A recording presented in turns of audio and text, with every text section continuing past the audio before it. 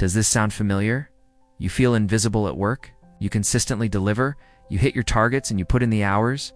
Yet you're constantly overlooked for promotions. You watch as others who seem to do far less effortlessly climb the ladder. They get the interesting projects, the recognition, and the raises. And you're left wondering, what am I doing wrong? That feeling of frustration, of being a ghost in the machine while others navigate the system with ease, isn't a reflection of your work ethic. It's a reflection of your understanding of power. Like it or not, office politics is a game with unwritten rules. Hard work is your entry fee, but it doesn't guarantee a win. This is your rulebook. Robert Greene's masterpiece, The 48 Laws of Power, distills 3,000 years of human history, from ancient strategists to cunning courtiers. Now, some people see these laws as manipulative or amoral, and they can be. But ignoring them doesn't make you noble. It makes you a target. Understanding these laws is your best defense and your most potent tool for offense. It's about being a realist in a world that isn't always fair. Here are 8 foundational strategies that will fundamentally change how you navigate your career and finally get the respect you deserve. The first and most fundamental strategy is Law 1. Never outshine the master. In your desire to impress your superiors, don't go too far in displaying your talents, or you might accomplish the opposite. You might inspire fear and insecurity. Think about it. Everyone has insecurities, especially those in positions of power. They want to feel secure, intelligent, and comfortably superior. When you, their subordinate, show up and publicly prove yourself to be more brilliant or charming, you don't earn their affection. You trigger their deepest anxieties. You become a threat.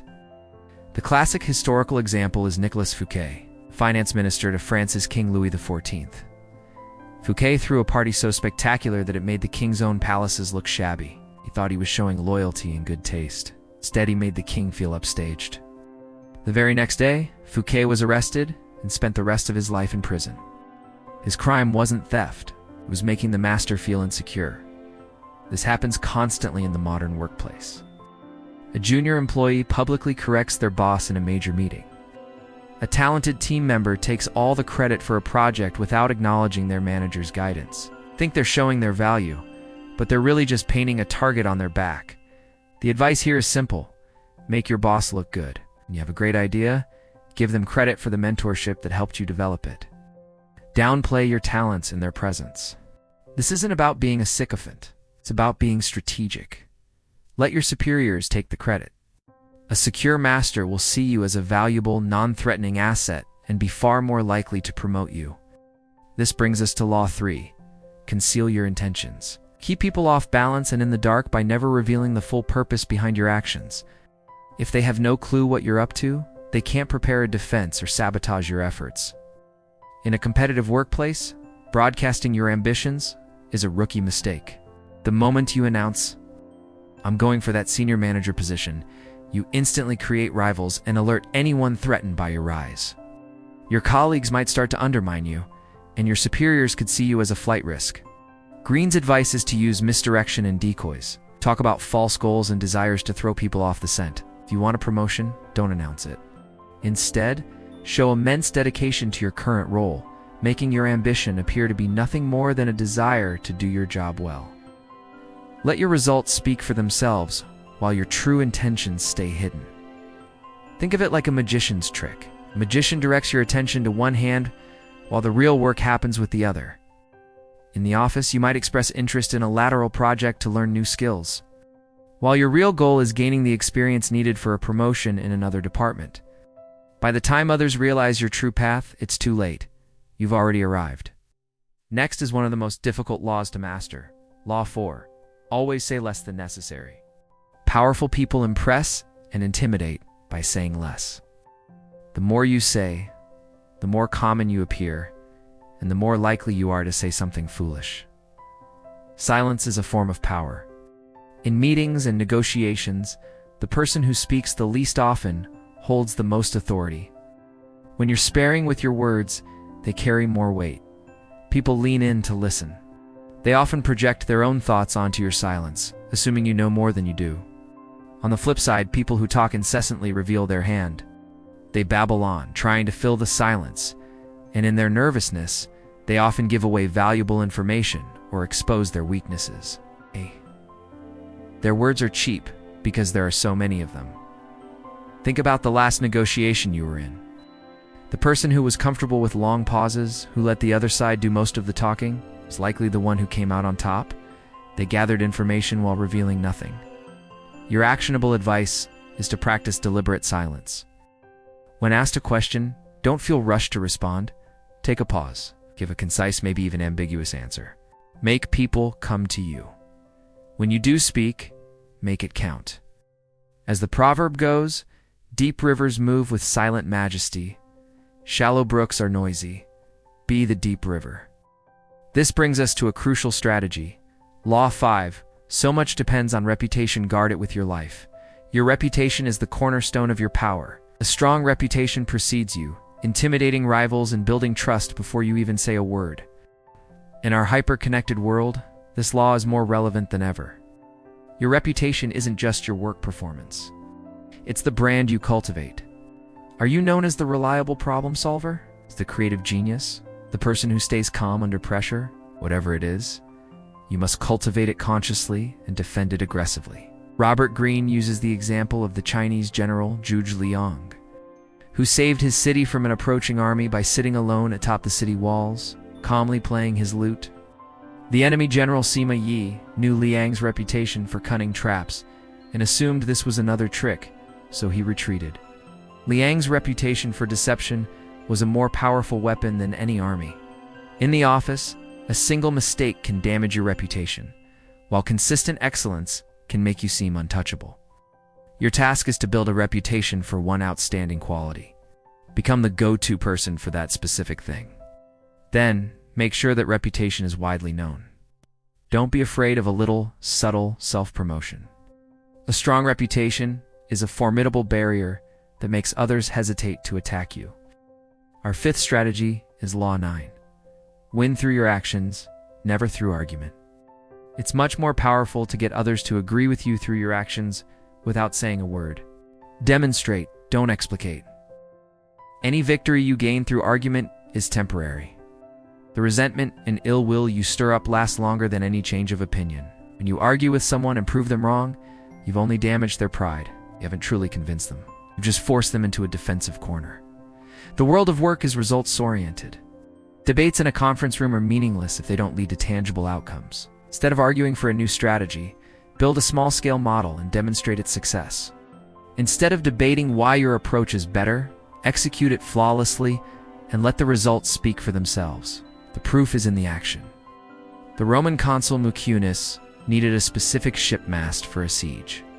The engineer he tasked with the job argued that a different, smaller mast would be better. The engineer was technically correct, but his persistent arguing offended the general's authority, and Mucianus had him executed. The lesson isn't that your boss will execute you, but that proving your superior wrong, even when you're right, is often a losing game. Show, don't tell. Your actions are undeniable. They persuade without causing the offense that comes from arguments. And they allow your opponents to discover the rightness of your path on their own. The 6th strategy is a masterclass in pragmatism. Law 13. When asking for help, appeal to people's self-interest, never to their mercy or gratitude. It's a harsh truth, but people are primarily motivated by their own self-interest. When you need an ally, don't remind them of your past help or rely on their gratitude. They'll find a way to ignore you. Instead, you must frame your request in a way that highlights the benefit to them. The ancient Athenians understood this perfectly. When the city-state of Corcyra asked Athens for an alliance against the powerful Corinthians, they didn't talk about friendship. They pointed out that their combined navies would create a force so formidable it would intimidate their common enemy, Sparta. They appealed directly to Athenian self-interest, and the alliance was formed. When you're asking for a raise, don't talk about how you deserve it. Frame it around the future value you'll bring. Show how investing more in you will lead to a greater return for your boss. When networking, don't just ask for a job. Ask for advice. Show respect for their expertise, and find a way to be valuable to them in return. Uncover something in your request that will benefit them, and they'll be eager to help. Our 7th strategy is a crucial check on ambition. Law 47. Do not go past the mark you aimed for. In victory, know when to stop. The moment of victory is often the moment of greatest peril. In the rush of success, arrogance and overconfidence can push you too far. You go past your original goal, and in your overreach you create more enemies and undo your hard-won success. Successful people often fail because success goes to their heads. They get arrogant, stop listening, and believe they're invincible. This is when they make their biggest mistakes. Knowing when to stop is a sign of strategic genius. It shows control and foresight. Think of it in a negotiation. You've gotten the deal you wanted. Don't push for one more small concession just to rub it in. That final push could sour the relationship and cost you future opportunities. Once you've achieved your objective, don't keep adding bells and whistles that add little value but increase the risk of failure. This law runs counter to the hustle culture that demands endless striving. But true power players understand that consolidation is as important as expansion. Secure your victory. Resist the temptation to humiliate a defeated opponent. The goal is to win, not just to dominate. By knowing when to stop, you preserve your victory and avoid the backlash that comes from unchecked arrogance. Finally, our eighth and most advanced strategy is Law 48. Assume formlessness. By having a visible plan, you open yourself to attack. Instead, stay adaptable and on the move. The best way to protect yourself is to be as fluid and formless as water. In today's volatile job market, rigidity is death. Those who cling to a single skill set or a rigid 5-year plan become predictable and vulnerable. When your rivals can anticipate your next move, they can easily counter it. To be formless is to be like water. As Bruce Lee famously said, you put water into a cup, it becomes the cup. You adapt to the container. In a corporate setting, this means being able to shift your strategy, your communication style, and even your public persona to fit the circumstances. It means embracing change rather than fighting it. This is the ultimate defensive and offensive tool. When others can't get a handle on you, they can't attack you. When they think they have you figured out, you shift again, leaving them confused. Being formless means you're never overwhelmed by circumstances because you're always adapting to them. You are in a state of constant evolution, making you unpredictable, unreadable, and ultimately unstoppable. By mastering these 8 strategies from making your boss feel superior with Law 1 to being as adaptable as water with, Law 48 will no longer be a passive observer in your career. You will stop being the invisible employee who gets overlooked. These laws aren't about changing who you are. They're about understanding the game you are already in. This knowledge is a tool, and like any tool, it can be used for good or for ill. The choice is yours. But in the complex world of work, it's always better to be the one who understands power than the one who is subject to it. You will become an active player, able to navigate the politics and achieve the recognition you have truly earned. If you found this breakdown valuable, subscribe for more strategies to master your professional life, and I want to hear from you. Let me know in the comments which of these laws you've seen play out most often in your own workplace.